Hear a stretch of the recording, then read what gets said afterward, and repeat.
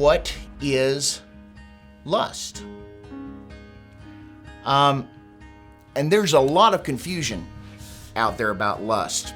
And again, it's important for us to recognize how the simpler we're able to keep our understanding, the more readily we can grasp the truth. And so if you consider this, lust is simply the counterfeit of love. Lust is about what I can get. Love is about what I can give. John 3:16, very, very familiar passage. God so loved the world that he gave. Love is always about giving. Lust is always about receiving, what I can get, what's in it for me. And this applies all the way across the board. A lot of times we want to use the word love and lust and have them only thought of in a sexual kind of connotation. But that's just one facet. We can love our neighbor, and we can be looking out for their good, and we can be working to help them because it's what's best for them, or we can be doing things to manipulate our neighbor so things go better for us. One is a motivation of love, the other is a motivation of lust.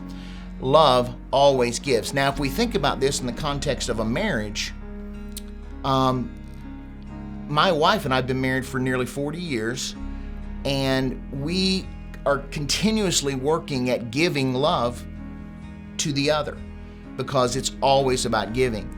And this is where we can check our hearts. If you want to know, is this love or is this lust?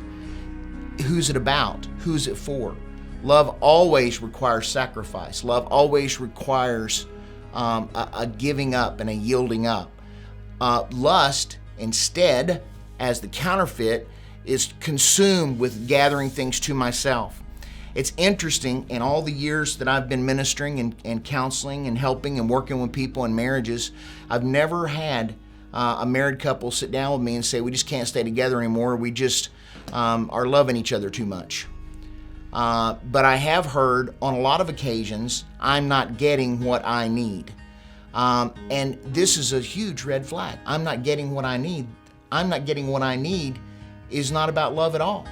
Because love is completely about giving. And that's where I get, one of the things that I try to teach people when they're getting married is that love, I get my fulfillment in my marriage from giving love to my wife. Caring for her, spoiling her, looking after her, doing those things. That's what brings me contentment in this thing. It's not what I get from her. And then what this does is this actually allows us to be in control of our contentment.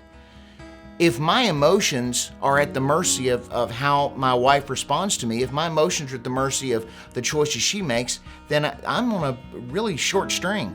And it's a very difficult place to live.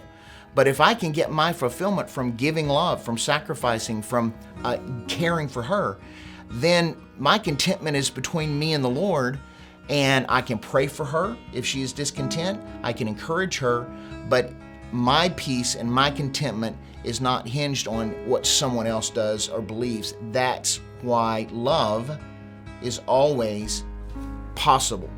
Even if no love is coming back to me, I can still love because, and listen, we also need to avoid, we got to stop thinking about these terms, falling in love. It just happened.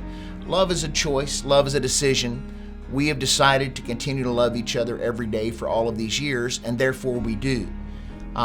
It's not magic. It's not mystical. There is some biology involved in it, but it is not chemistry. It's a decision. It's a choice, and we have the power to make that choice.